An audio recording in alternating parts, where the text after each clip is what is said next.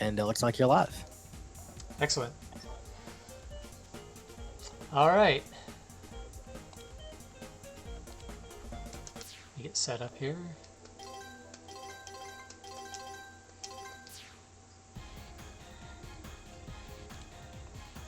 All right, is somebody on timer? Just double checking that real quick. Okay. Yep, Alec is ready with the timer, so you go ahead whenever you're good. All right. Going in 3, 2, 1, go. A lot of people are probably familiar with Freedom Planet by now. It's been in 2 GDQs. Once with Lilac and once with Mila. Lilac is an interesting character. She's kind of the character the game was built around, and as a result, all the platforming seems very fluid with her. New players will probably use the Dragon Boost a lot, but we try to get away from that because Dragon Boost charge up causes you to freeze in place.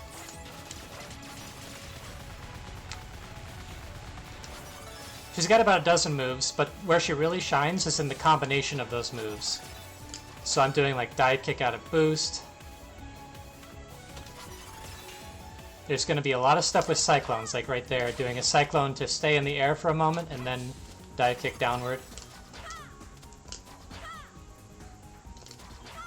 There's a sequel to this game coming up in, hopefully there'll be an alpha in next year sometime, and what it sounds like is they're going to keep a lot of the what's good from the first game and add new stuff on top of it rather than trying to reinvent the wheel. This is a really cool speed game for all 3 characters, Lilac, Carol, and Mila, and they've released a 4th and are going to release a 5th character. The 4th is in beta right now. His name is Torque. He's in the story sections a bit. This game has a lot of cutscenes, but I'm playing on classic mode, which means we're not going to be seeing the cutscenes. It's a little difficult to talk and play this game at the same time.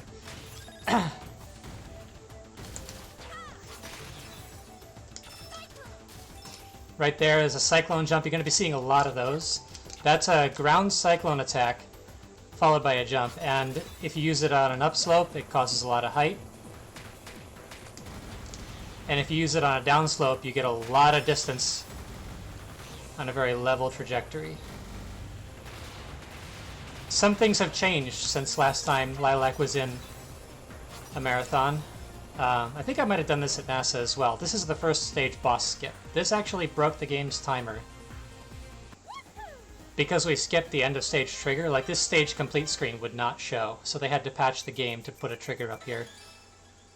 Because it made running the game kind of impractical because the game would just forget Dragon Valley existed. So Dragon Valley would become a 3-minute auto-scroller for the purposes of keeping records. Relic Maze second stage is a huge ramp up in difficulty from the first stage, both casually and for speedrunning. This stage has a lot of really precise tricks.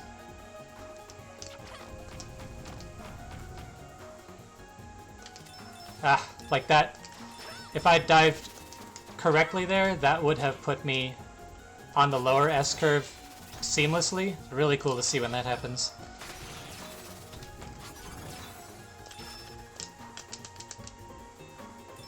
Here's the first zip. This is a really easy one. It's the first one that was ever found. Zips happen because you get stuck in the wall and the game tries to push you out. So once you get in the wall, it just happens automatically. That restart was to warp back to a checkpoint after I unlocked all the doors. Here we'll have a little cutscene. The plot of this game involves, the very start of the plot involves the Kingdom Stone being stolen. This is not the Kingdom Stone, but it is the people that are plotting to steal the Kingdom Stone, this train. So now we're in a chase sequence. Going to be going down into some caves in a moment here. These caves have a lot of really cool tech.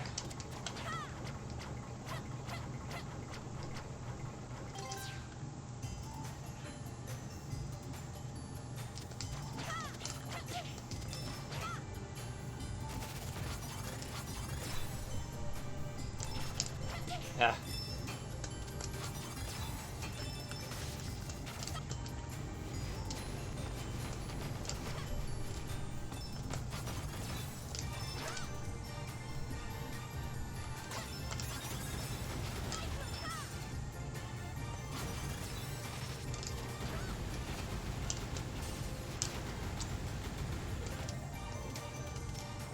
This is a newish route.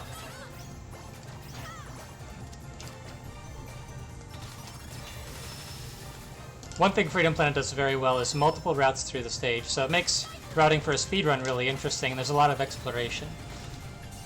Each of the stages before the final Dreadnought stages has 10 cards that unlock things in the gallery. And getting all of them in a stage also rewards an achievement. This game does have an achievement system.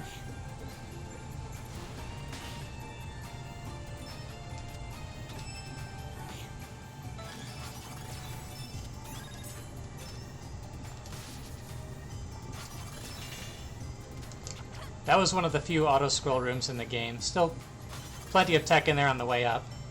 Okay, mini-boss here.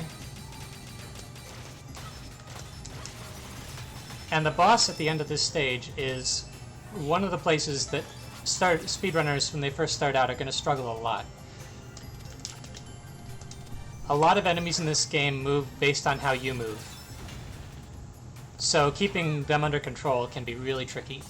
This guy is certainly no exception. It's possible to lose a lot of time on this guy. Looks like I might have it. Yes, okay. I hit his head before the timer came back on screen, which meant that the timer didn't get a chance to come back before the phase ended. That saved 5 seconds on the in-game timer. We go by in-game time in this game, in the speedrun community for this game.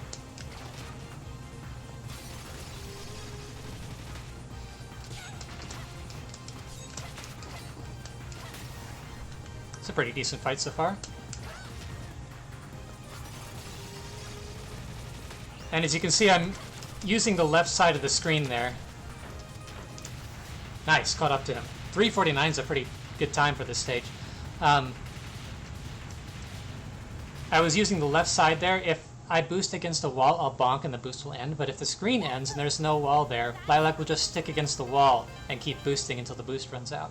So we abuse that fact there to keep him against the left side and destroy his left arm in every boost.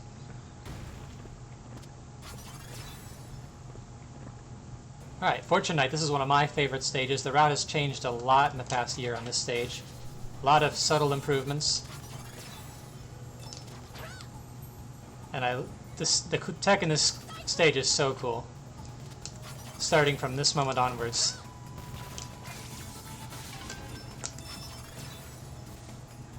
Gotta wait for this ship to destroy the floor. I would really like to get the route.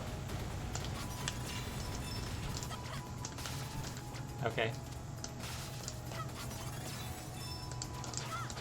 Get it? Yes!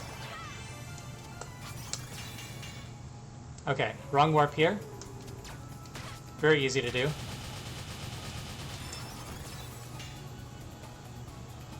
Second wrong warp right back to back. For some reason, these screen transitions are a little different from the rest in the game.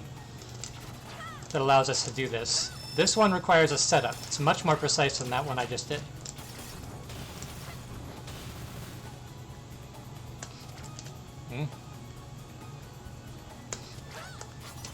Okay.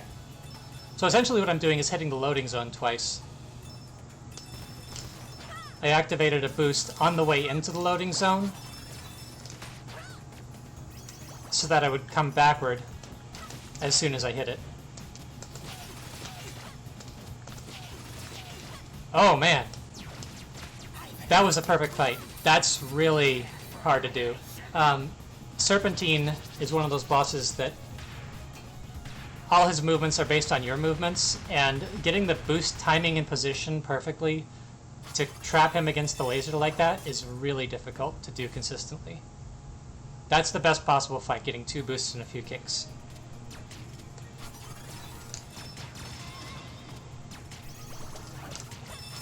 This part of the stage has my favorite song in the game. And also some of the coolest platforming. Very little stopping in this area.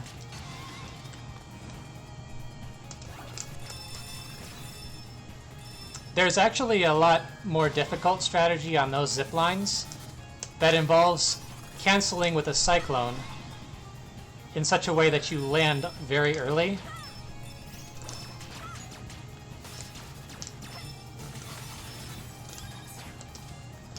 But I've not been able to get consistent at that. Zip lines are a lot of the difficulty in this part of the stage. Now we're coming up to Robopanther, the third boss. I think this guy is harder than Mantolith. Harder to control. I'm trying to get all 5 hits on the core before he goes upright. If he goes upright and his head cover is not open, then I did something wrong.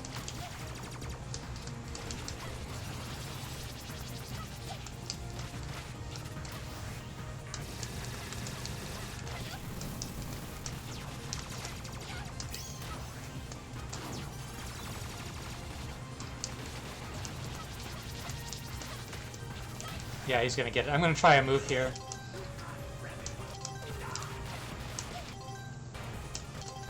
There it is.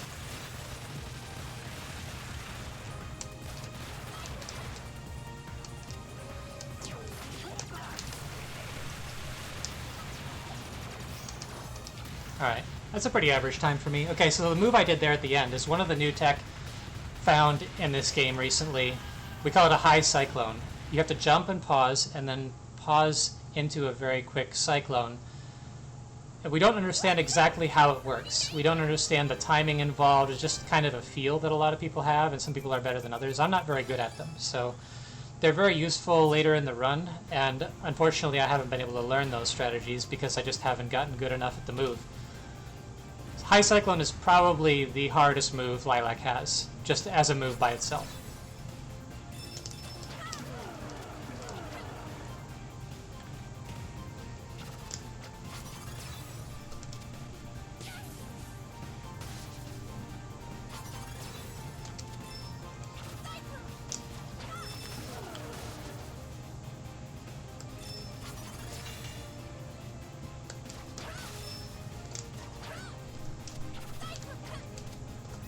Sky Battalion has 3 mini-bosses. We're coming up on the first one here, and it's kind of unfortunate that it has so many mini-bosses, because the stage's music is fantastic, but you don't get to hear all of it, because whenever you fight a mini-boss, the main stage's music will reset afterwards.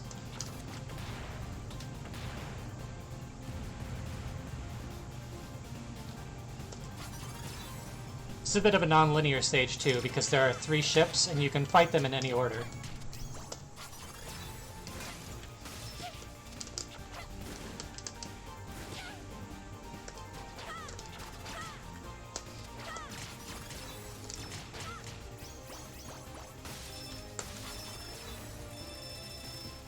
Coming up on a mini-boss named Spade. He shows up in the story for a bit, if you were to watch the cutscenes. Nice! It's a really slick glide.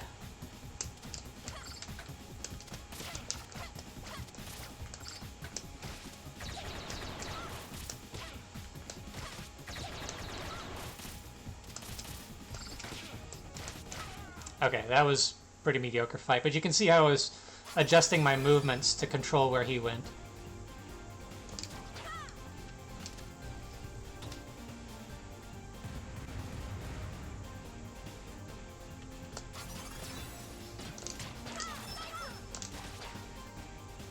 Used to get a metal shield right there, but we're skipping it now. It would be useful for the boss of the stage.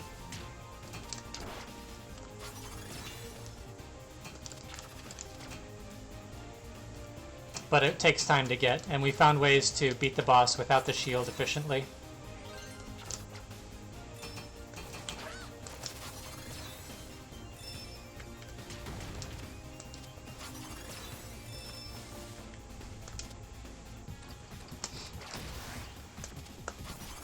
first instance there of what we call brain damage, where I'm ricocheting Lilac against the wall with a boost. And if you hold jump button out of that, she gets some extra height on the bonk. You can actually wall climb infinitely like that. But it refreshes your ability to use a Cyclone. Normally you can't use a Cyclone after a boost. But if you bonk a wall like that, you can. So that's a way to get a lot of height if you're up against a wall very quickly.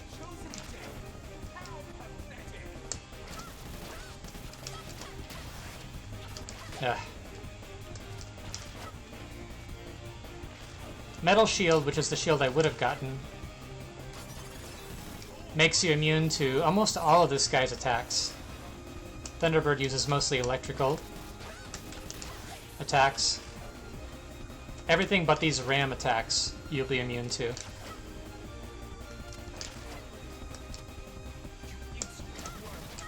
So our main reason for getting the Metal Shield was that spread laser attack. But there are multiple ways of dealing with that without the shield now. Alright. It's a good time.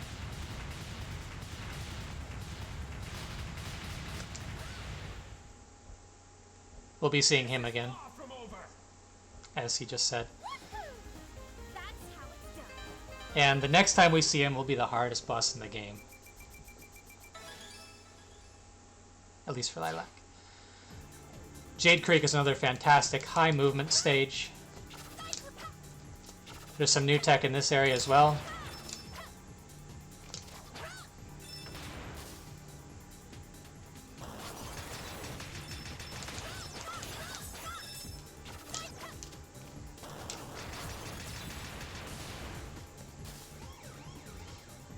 Pay attention for move combinations. Some of them are really cool. Like you'll see up here.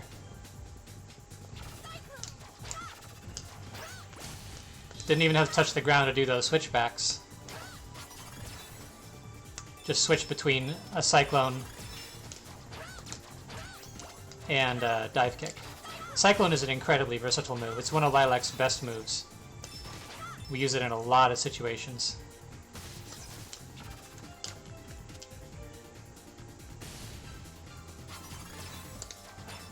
You may have noticed also in Dragon Valley, I was able to mount a ceiling by jumping up and hitting it, like this. Ah, okay. Haven't done that in a while. There we go.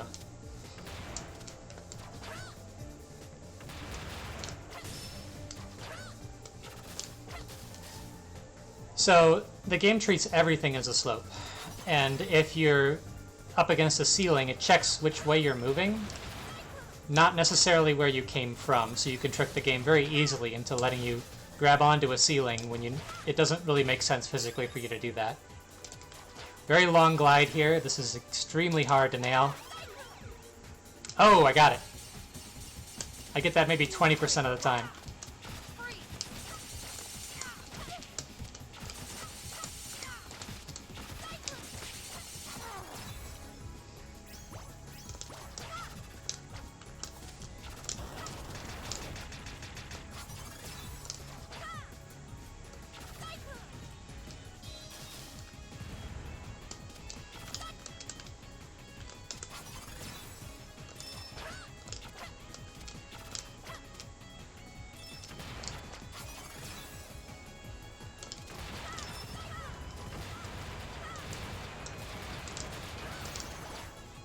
Oh, almost.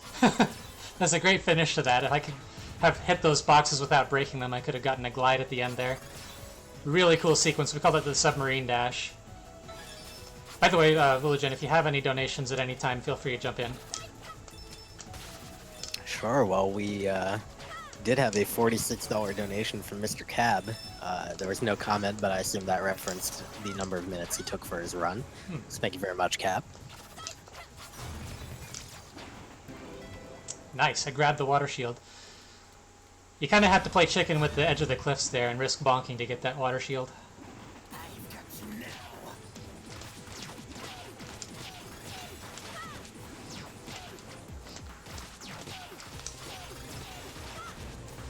Ah, almost got him.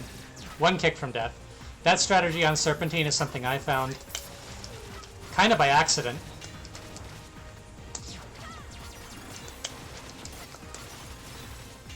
This has been very much a group effort. A lot of people have found a lot of new things. The community for this game expanded a lot. Nice boss fight.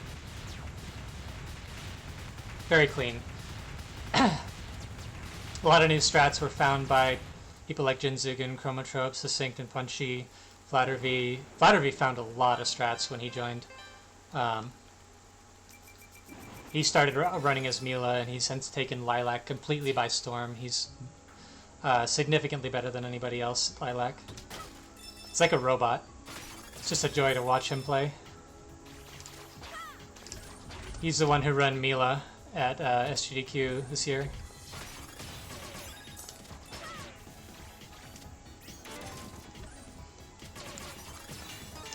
Good opening, so I should be on pace to get the zip very easily here, if I can do it.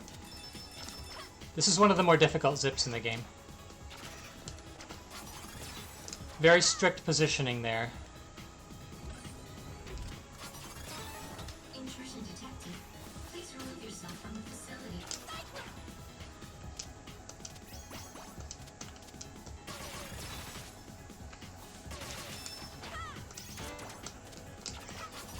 Thermal Base is one of the harder stages in this game.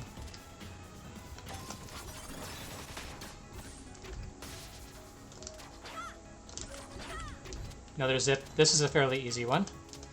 But because I'm trying to jump, and jump is the same button as Cyclone, if I mess up my timing, I can wind up destroying all the boxes in the room and completely failing the zip.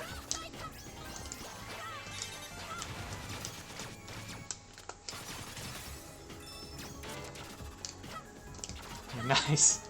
That room exit is another thing we found. Like, one thing that was known for a very long time is that ascending in this game makes you slow down. That's the cardinal rule. There are exceptions to this. I'm trying to talk and not fight.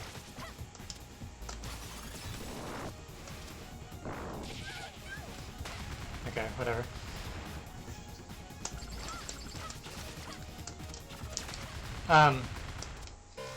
There are exceptions to this. A dive kick wind-up freezes your inertia, so that's a way to get out of it, which is why you see me doing a jump followed by a dive kick everywhere. That stops the air drag of a jump. Boosting also doesn't slow you down even if you're moving upward. And another thing we found fairly recently was that if you're moving up quickly enough, like, we understood that coming off a spring, oftentimes you won't slow down, but we didn't really understand why. And we figured it out. I don't know who exactly had the inspiration, but if you're moving up fast enough, you don't slow down either. Which we can abuse off springs and things like that by crashing against the ceiling on purpose. Because then we'll be moving up very fast, and we'll be moving down instantly once we hit the ceiling. So that at no point will the game say, okay, you should slow down now. Here's this zip is subpixels.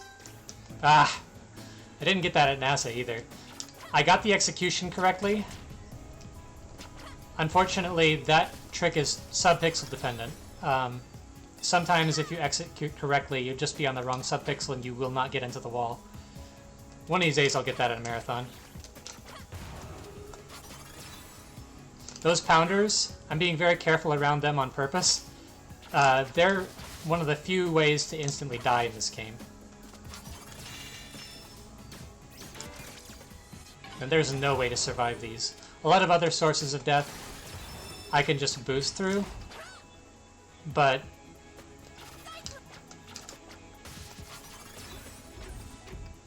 those, nothing will protect you.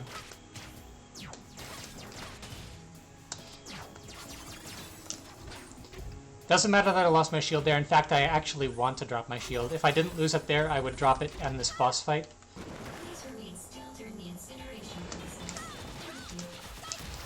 And the reason for that is that it was the Earth Shield, and the Earth Shield attracts crystals, which can recharge Lilac's meter. if if you gain crystals while you're in a dragon boost, they will fuel the dragon boost to extend it instead of filling up your meter. And as a result, I don't want the Earth Shield because in the next stage there's a spot where I don't want that to happen. Alright. So most of the time loss in that stage was due to the zip not working. Other than that, it was a very solid stage. Missing that water zip is a very high penalty, so it's really a shame that it's essentially luck whether you get it.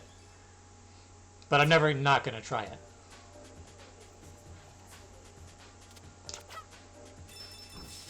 It looks really cool when you do get it. Panga Lagoon. This stage is all about dragon boosting. There's special rings that will give Lilac a second dragon boost and make the first one she uses more powerful. So here I'm able to do 2 dragon boosts daisy chained together.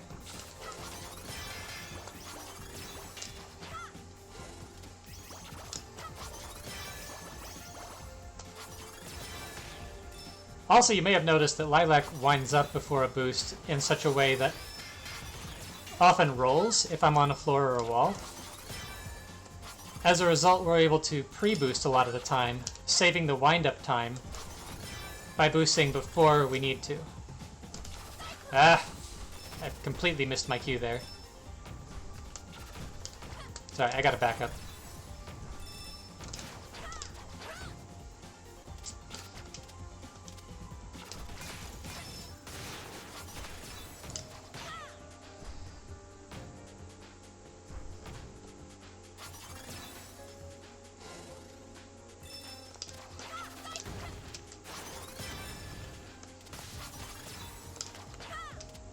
I overshot that a little. Tried to overcorrect. This stage used to be very relaxing, but a lot of the tech got tightened up when the community expanded, so now it's one of the more difficult stages to execute flawlessly. There's a lot of cycles with these blocks.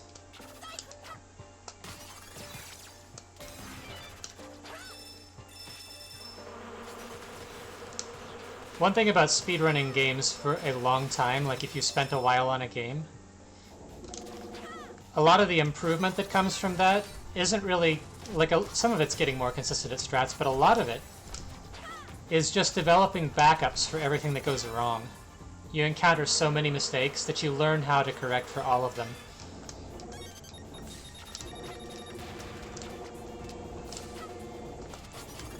Ah! Okay, that was my mistake completely. So, a lot of people probably are familiar with the fact that when you use a directional pad, it's almost impossible to let go of a diagonal and have it stay a diagonal. Like if you let go of a diagonal and the game is still counting your input, it's gonna think you didn't have a vertical or a horizontal input, because you dropped one of the inputs before the other. And that's what happened there. I let go of boost too soon, which is a dumb mistake, and the game punished me for it. Okay. There is a strat for this boss that involves not hitting him at all, and his eye still becomes vulnerable. I don't trust that strat for a marathon. I might do it in my own runs, but I'm not going to do it here. Because it's a massive time loss if I fail. Only one of those hits actually mattered, by the way. Oh, come on. This happened in practice today. Okay. A Hail Mary backup there. That's one of the things, like, if I'd let him get away, it would have cost me probably another 10-15 seconds, but I knew where to go to recover that. I boosted slightly too early, and he wasn't quite in the point where he was dashing at me yet. So the reason that boss exploit works, like you're supposed to kill almost all of the orbs. You only really need to hit the end of his tail. Because when you hit at the end of his tail as he's passing off the right side of the screen, then his entire body is out of coordinate space, and at least this is our theory. The game just forgets all the other red orbs exist, so his back becomes almost entirely bare, and the eye is flagged vulnerable. So that's why you can do it with just hitting him once. We don't know exactly why hitting him no times works. Like, you actually can just run up and down the wall in a certain pattern there, and all of the orbs on his back will disappear anyway. And that boss exploit was something that was in a previous build of the game, and when they ported the game to C++, it disappeared. And we mentioned it to them, and they said, oh, we'll put that back in for you. The Galaxy Trail, the developer of this game, is super cool about handling speedrunner concerns. Their concept is to balance speedrunner and casual play. So if something breaks speedrunning, they'll only patch it if they can patch it without breaking the casual experience. Likewise, if something is breaking the casual experience, it doesn't matter if it's a speedrun thing, they will correct it, and I agree with that. Alright, Battle Glacier. Ah, okay. Missed the opening combo there. Gotta do the backup.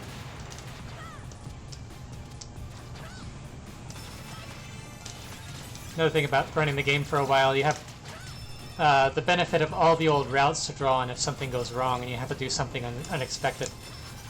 So this is the longest and hardest stage in the game for Lilac, and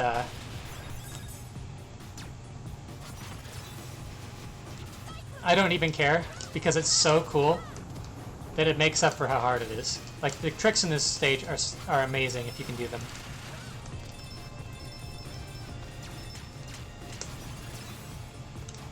Well,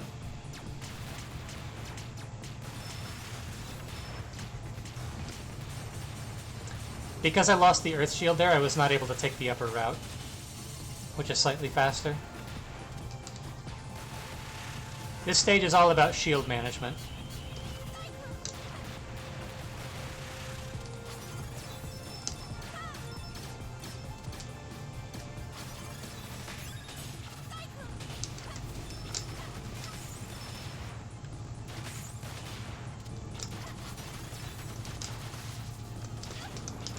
Oh, that's high. Okay. No! That was unexpected. Alright, I'm back on track.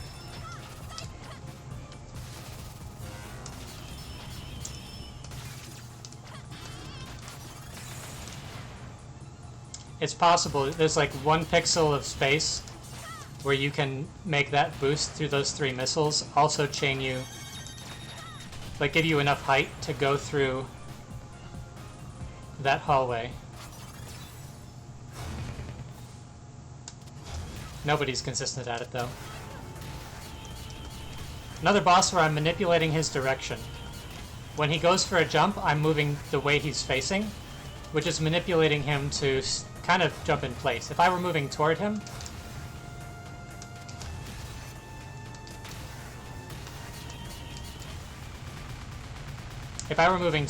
then he would jump toward me. Or if I were moving away from him, then he would jump massively toward me. Waiting for a moment there to get a cycle so that I could dash through this area very quickly.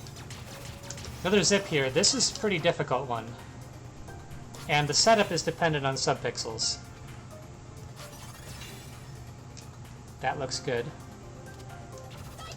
Okay.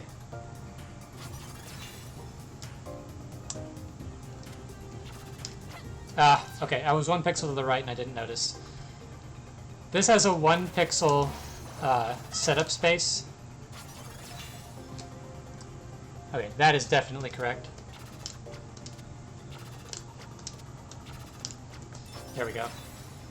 So it's the setup element where subpixels put you on one of two major pixels, and the first time there I got the wrong one. Plus you have to time a cyclone so that you are fully against the ceiling when the platforms rotate underneath you.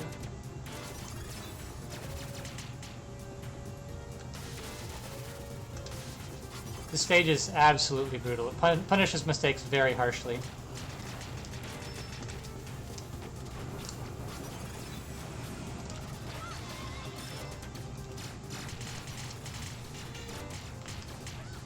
Mila skips a lot of this stage because she has an additional way to zip using crates, pretty much anywhere, and that breaks a lot of the parts of this stage. She can just skip large sections.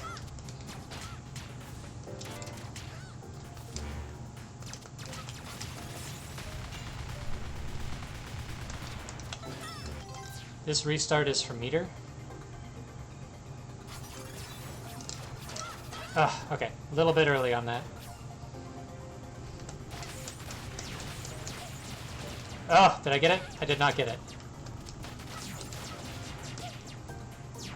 So these drills have, as far as we can tell, spherical hitbox or circular hitboxes.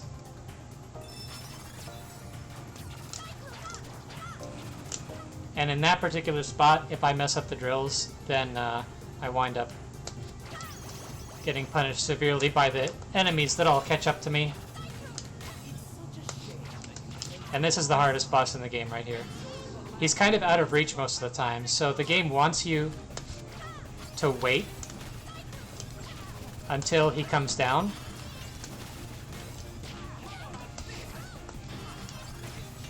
But this is a speedrun and we don't like waiting. Ah, okay.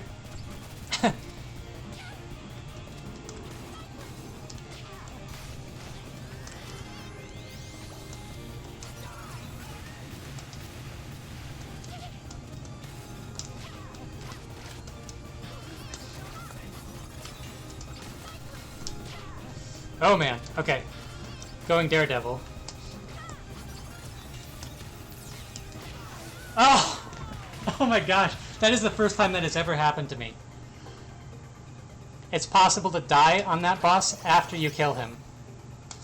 And I've never had that happen. Till now.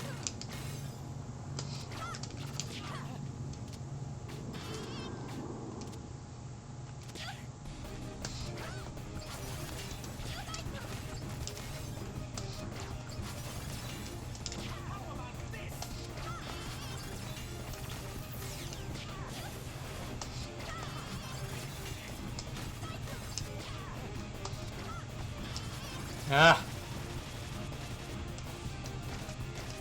I did okay on this boss in practice.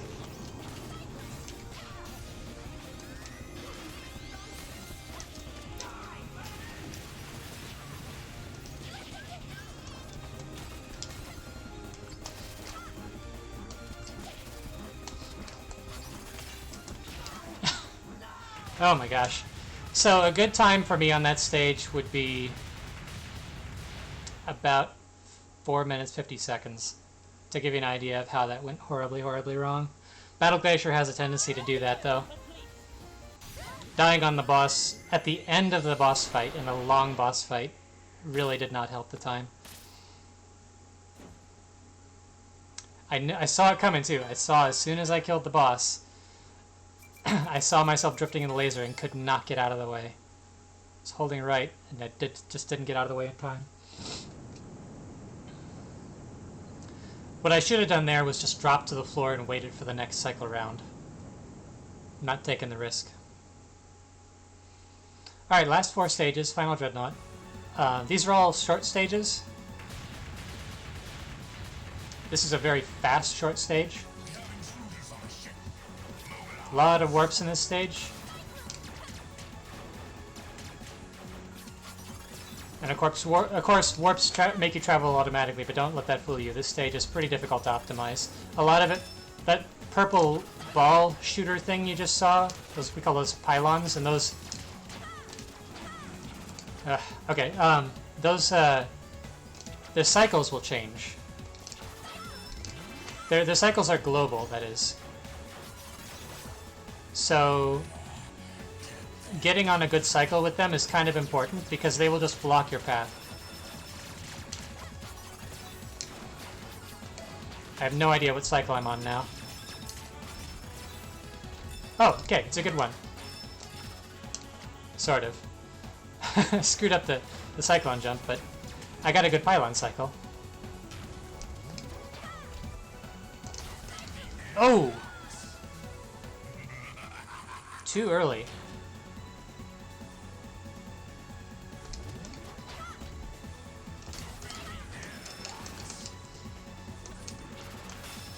These airlocks are a very strong force. They will even make Lilac's Dragon Boost curve.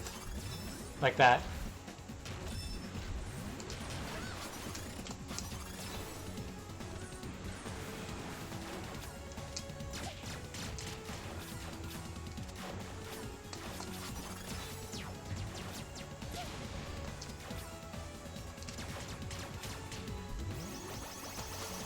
Another set of pylons coming up here.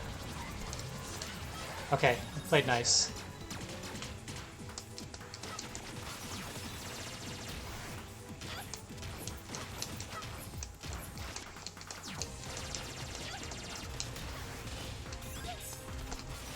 Little damage boost there to make myself invincible for a moment. So that I could get behind the boss and boost through. A lot of the fighting in this game involves matching up a Dragon Boost with the boss's movement so that it travels with the boss. Dragon Boost is one of the most damaging attacks in the game. A lot of people in casual play will use Cyclone because Cyclone appears to be powerful. It hits a lot of times and it has a big hitbox, so it's very easy to hit enemies with, but it also has the weakest damage. So using Cyclone a lot in their first time through, a lot of players will end up spending a lot of extra time on bosses. I did that when I first played through the game. I used Cyclone way too much and it made bosses take a lot longer than they should have. So if you're fighting bosses in this game, a good tactic to use is just regular kicks. Regular kicks and fit a Dragon Boost in when you can. That's the general rule. Kicks do fairly high damage. And if you can match it with a Dragon Boost, you will devastate a boss. Like, a lot of people figure out to use Dragon Boosts on bosses on Mantolith because they recognize they can aim a Dragon Boost through both arms at once. That guy played nice. That squid is really frustrating sometimes.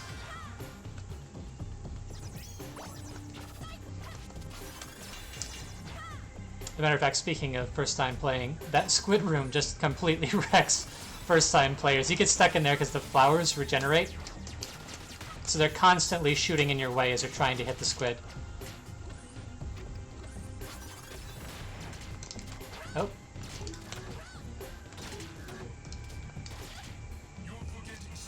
And Brevin is about to shut off the oxygen here.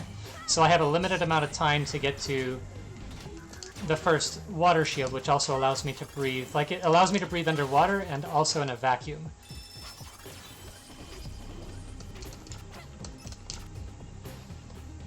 And I'm going to wait to collect it until my air is at a specific amount so that Mila drops a second shield. That's for safety. I could try to rush through here. It is possible to get through here without taking a hit to the shield. Without losing the shield, actually. But like I saw there, sometimes it just happens. It's pretty difficult to go through that room without losing shield. There is an optimal pattern, but I didn't do it correctly.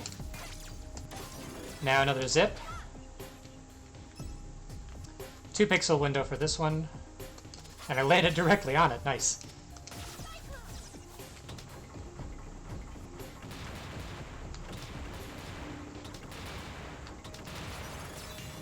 These stages pull no punches with bosses. Pick up some backup health there. I don't think I'll need it, but for marathon safety. Using the boost there to make myself invincible through the mines. Free the animals. Skip a cutscene, and now Giga Serpentine. Serpentine just took some, I don't know, maybe the red crystals from Cave Story or something.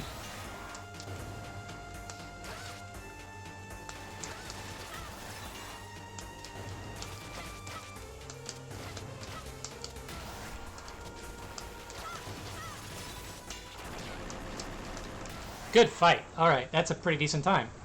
There's a trick in this stage that I didn't do, which I've never been able to pull off, and nobody is anywhere near consistent at it. We call it Dreadbox, and it's the garbage trick in Lilac. It's at the very beginning of the stage, and it skips like 30 to 45 seconds of the stage. But it requires subpixels and extreme precision beyond that, so The window is very small, and it usually takes multiple tries, if you can even get it at all.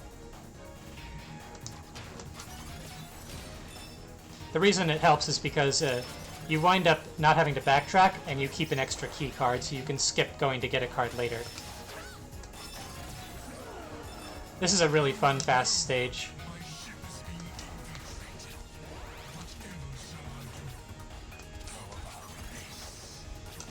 Let's see if I can get this. Oh, nope.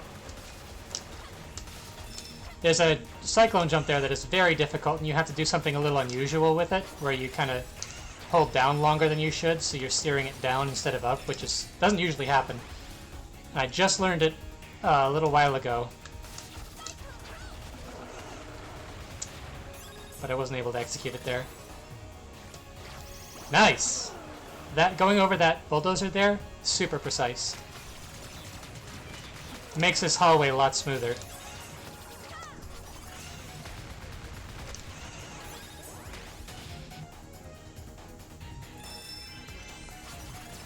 Ah, almost. I was trying to ricochet off the wall there.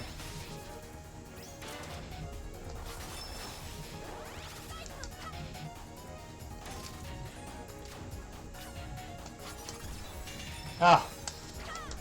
I had the meter for it, but I didn't quite position that correctly.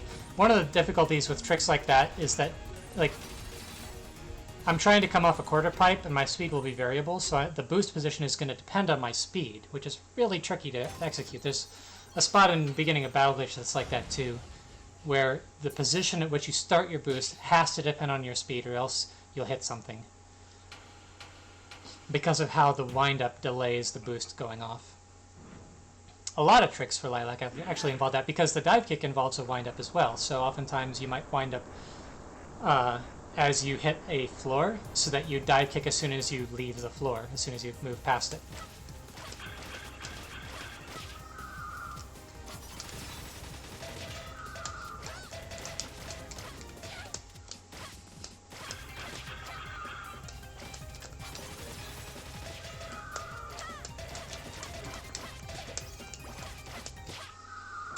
Alright. That's the Taroko fight in this game. I think I did that too early. You can mess with the cutscene there. I don't know if you still can, but back when Alexi was playing the game, he would do that there.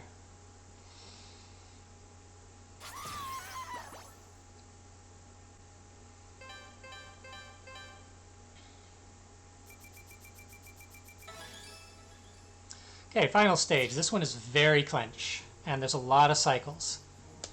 And some of those cycles will just straight up kill me. You'll see why in a moment.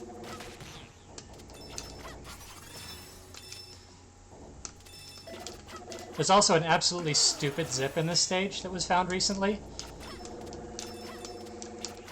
for which the window is like a tenth of a pixel. It's really, really dumb. Okay, there I was using the in-game timer to judge when I should unpause and hold right. That trick was really difficult back when it was first found, but eventually we figured out that you can use the in-game timer to buffer it. Oh, this is not going to work. Alright, I'm going to have to wait for the cycle here.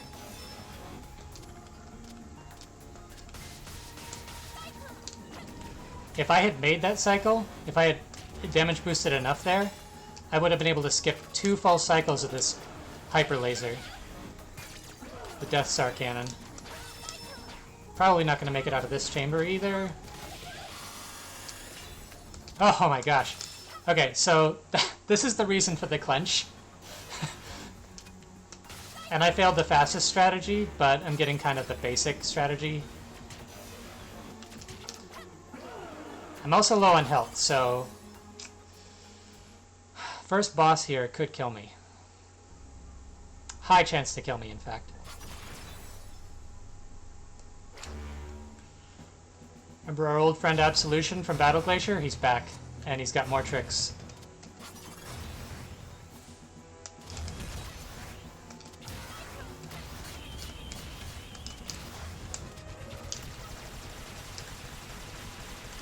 Alright, just get out of there. Okay. Uh-oh. I should have moved to the right. Alright, so...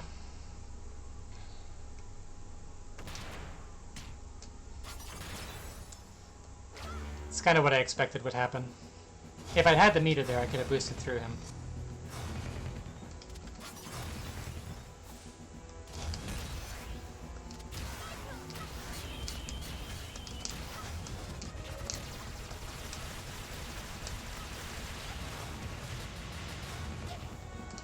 Like this. You can kill him before he even does the ram attack if you get enough hits in. Now the mech. This guy's got a bit of randomness with when he chooses to do this attack. This attack just wastes time.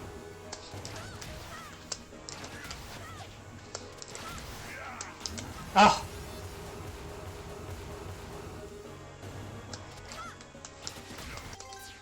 Skip the cutscene there. This guy is the hardest boss for a casual player. But everything he does is predictable.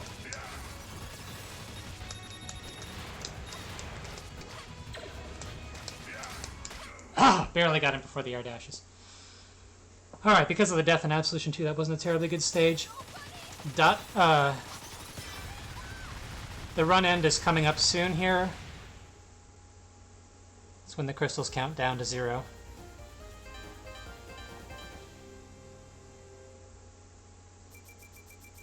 Time. I'm not even going to look at the time in the end of the credits because it's going to be horrible. But at least I got to show off some of the cool new tech.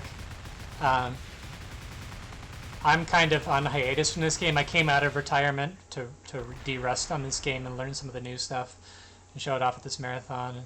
Hope you guys enjoyed the run. It's a really, really cool speed game. We'll get the traditional quack. Quack. Duck Guard is the meme of this game. So that's Freedom Planet. Look forward to a sequel coming out in alpha possibly next year. And definitely check out, if you go to speedrun.com, check out the leaderboards for this game. Lots of great runs of this game on there. If you want to watch somebody playing this game better than I can, check out Flatterby's record at Lilac. It's amazing. He is genuinely either a robot or a god or both. So thank you guys for having me. And which run is next? We are going to be having our good friend Ghost King join us, and he's going to do a run of Ease Origin, or Wise Origin, or Use Origin, however you want to pronounce it. Toll any percent coming up right after this. All right. So thank you so much for joining us, Johan. Thank you for having me. Have a good night, everybody. And we're going to go ahead and get things spun down for our current. Give him a chance to go to sleep, and meanwhile we'll get switched over to our next person. So the stream is going to go down very briefly, but it'll be back real soon, so stick around. And indeed, be sure to give watch to Toll. It's a really fun run, actually. Even if you haven't heard of it, it's fun to watch. And yes, it's pronounced D's. Yes.